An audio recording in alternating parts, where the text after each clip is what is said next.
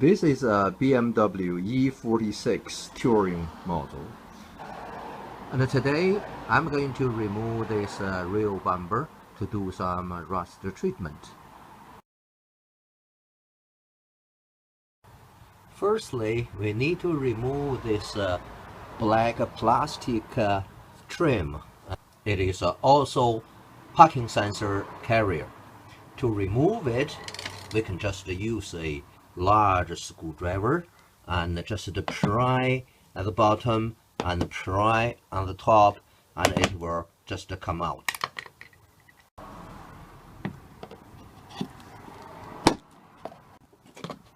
Just some clips.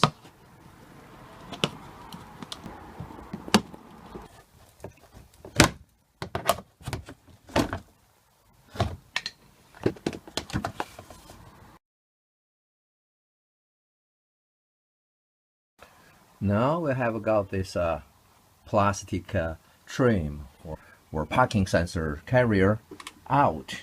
Now you can see we have a full parking sensor. We need to unplug the wiring over there. To unplug, you can see there's a tab over there. You press that tab and pull out the plug. We have got the parking sensor wiring all removed here. So that's the plug and that's the sensor connector.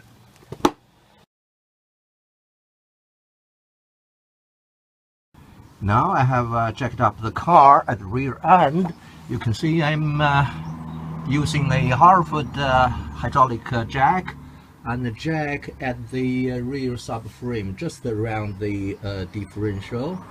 And then I put two axle stands at the jacking pads.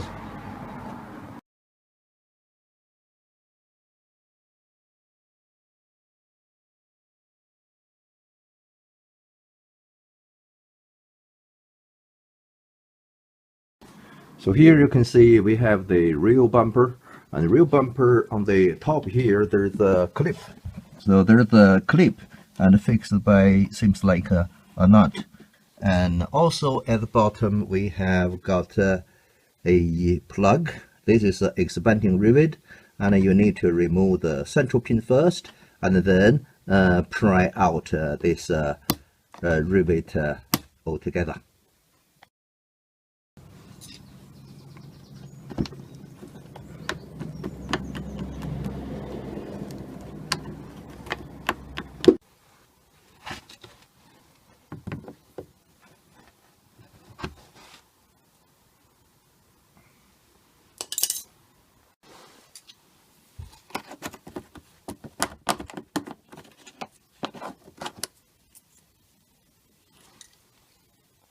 After this bottom expanding rivet removed, you can see the bumper can be separated from the liner.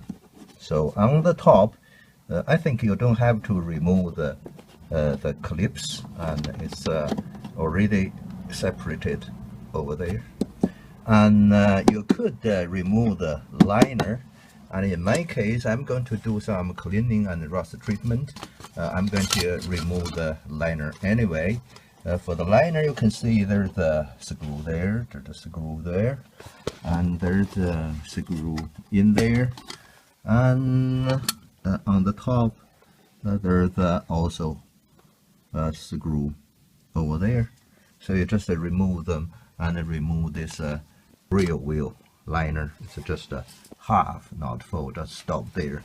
And at the front of the rear wheel there's no liner, just at the back another half wheel liner.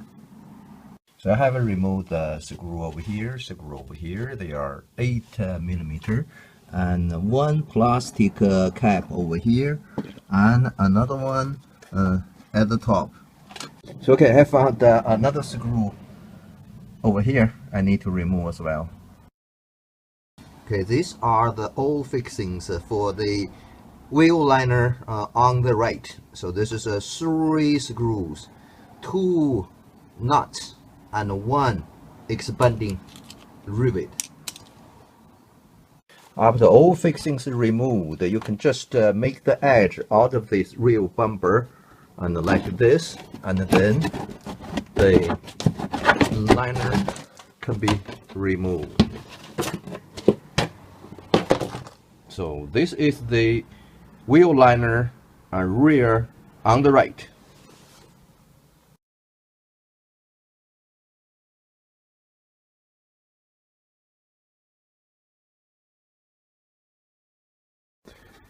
This is the left side of the rear bumper, and you can see we have another wheel liner. This is even smaller than the other side.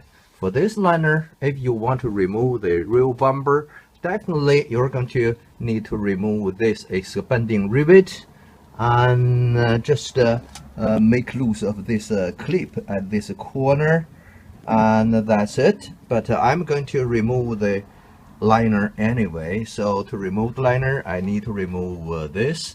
I need to remove this nut, and this looks like a screw here. So I'm going to remove this liner. So I have removed the expanding rivet, the nut, plastic nut, and metal screw over here. So I should be able to remove this rear wheel liner on the left side. A little bit engaged at this left side corner. I need to wiggle a little bit. So you can see from here, the shape here, this liner a little bit engaged with the rear bumper, but this shape will get a little bit into the rear bumper. And we have to pry out from here along the edge, separate the rear bumper and this rear wheel liner, and then we can remove this liner. Just separate it from the bottom, and at the top you can see. Maybe you use a screwdriver just to pry out the liner out, and then it can be pulled forward that way out. Now have I removed this liner. You can see the shape over here, and that's just engaged into the rear bumper. It is just engaged over here on the rear bumper. So you have to separate liner and the rear bumper, and then remove the liner. After the liner removed, you can have a look inside here, and there's exhaust, rear box, and here that's the expanding rivet, and we have this threaded post. So for the left side rear wheel liner, and we have these three fixings: one expanding rivet, and one nut, and the other one screw.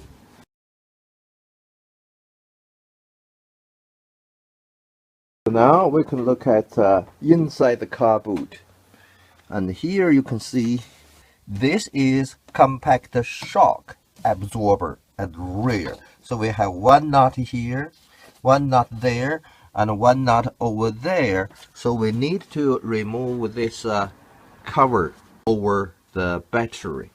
And also this side, we're going to need to remove this piece of a trim in order to access the nuts here, here, and also over there. There's three for each shock absorber. So we're going to remove this panel and that panel, and we should be able to remove the shock absorber nut, 6 of them.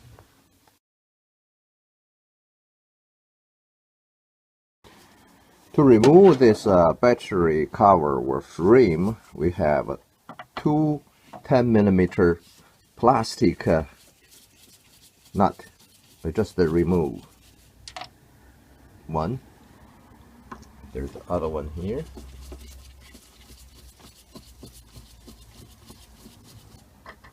Two.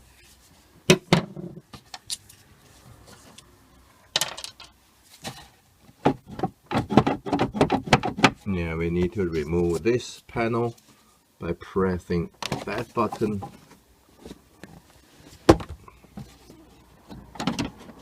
So we can leave this out. So this is battery free. So after we remove this, you can see the 3 nuts we can remove for this side. So next we're going to remove this tool holder cover. I have removed the nut there, the clip there, the nut here, and the nut here. But then I found out that we don't need to remove things over there. We only need to remove this nut. And after that, this is a separate cover, so we can lift this cover out. After we get this cover out, now we can see the 3 nuts. Now we have enough room to remove these 3 nuts on the left side and the 3 nuts on the right side.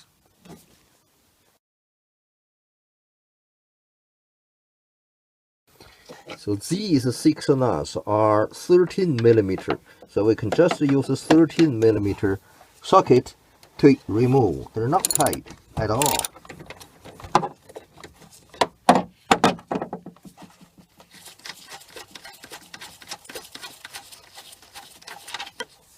Okay, do the same for all of them.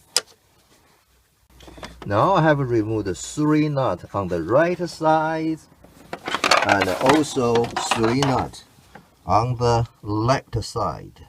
Now we should be able to pull the rear bumper out.